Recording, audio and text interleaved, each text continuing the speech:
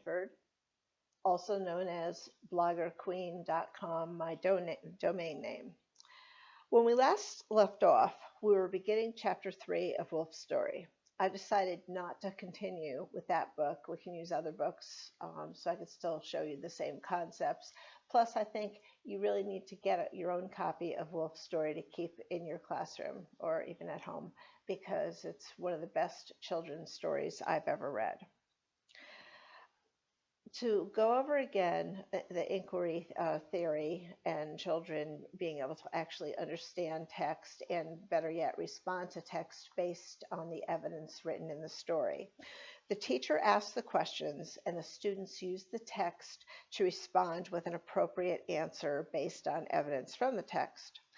The teacher might ask if a student agrees or disagrees. Now, listen very carefully. If a child is only listening to what they are planning on saying, then that's what they're going to blurt out when you call on them.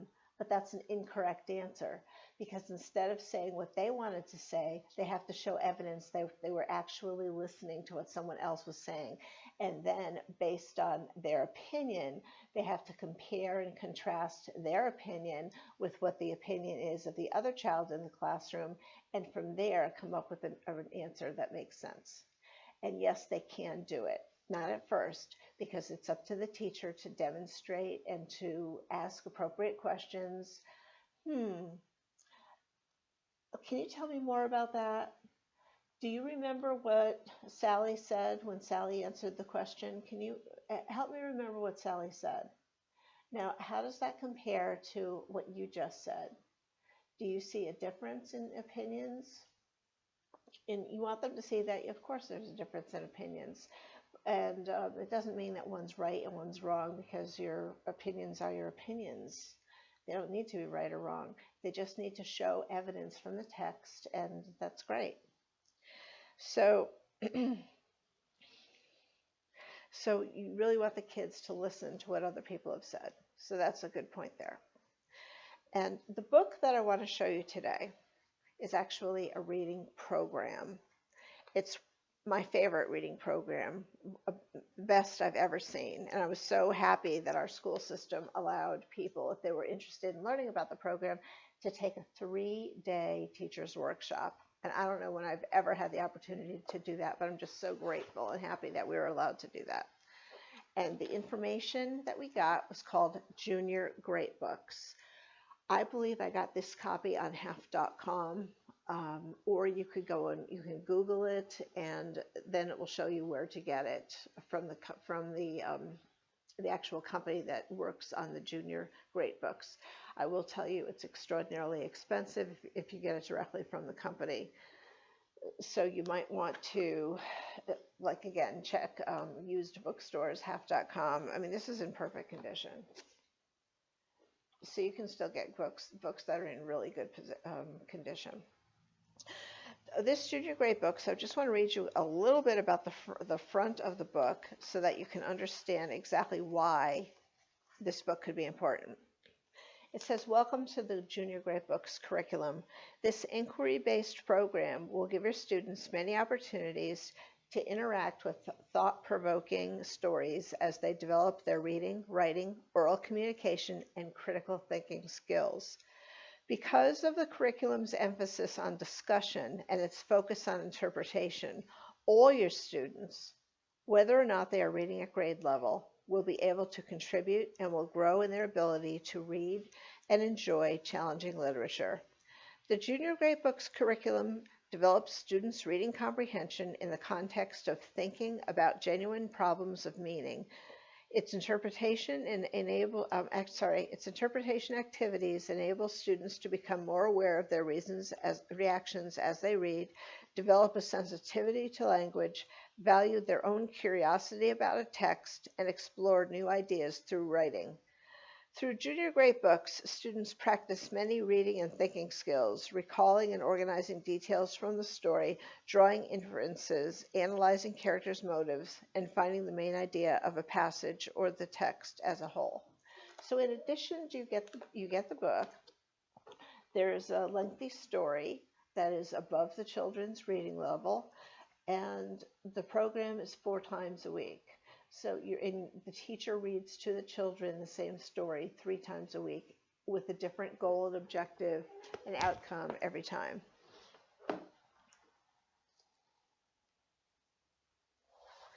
It also comes with workbooks for children to use. Again, very expensive. So copying them is technically against copyright rules, but it's up to you. The first story is called Charles.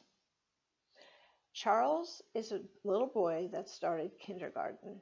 And there's a boy named Laurie, and his name is spelled Laurie. He goes to kindergarten as well, and Charles is in his classroom. And Laurie comes home every single day and tells his parents the horrible things and terrible behavior that Charles does every single day.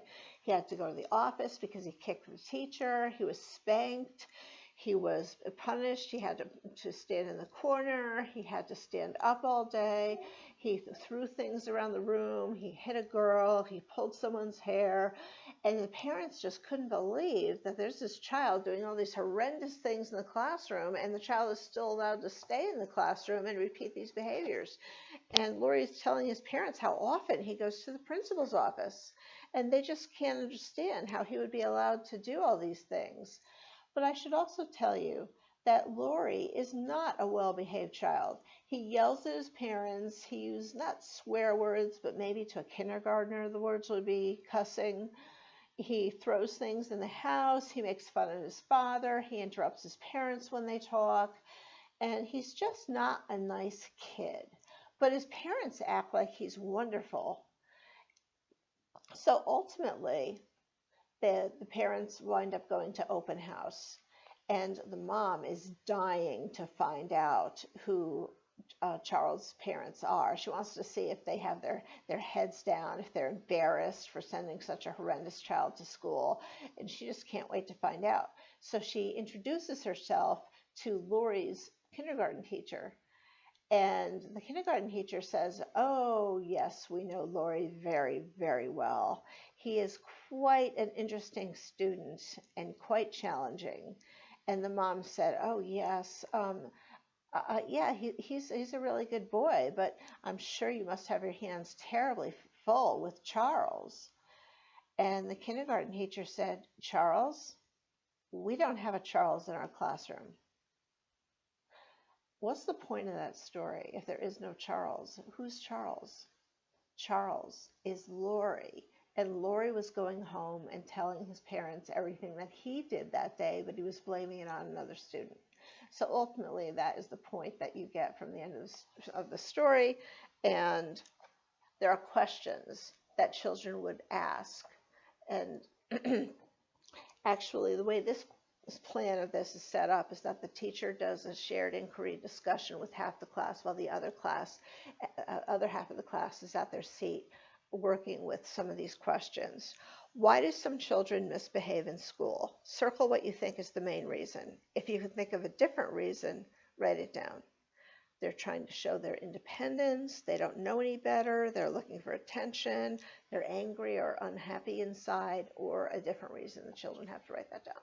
So they have to think about the story so that they could actually come up with an explanation.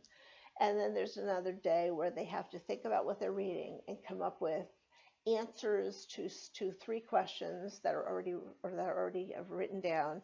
And then also they have to come up with their own question, put the question on a Post-it note, and then the class talks about the answers to the questions. It's a phenomenal program, the best I've ever seen. Again, it's called Junior Gradebooks. This particular booklet is called has interactive activities, and it's a kindergarten through 12th grade reading program. You can get whatever grade you need just by calling up and asking for it. So I hope that you've enjoyed this, and please feel free to leave your comments, make a happy face on Facebook, and I'll be happy to get back to you with any questions or comments that you may have. See you next time. Bye-bye.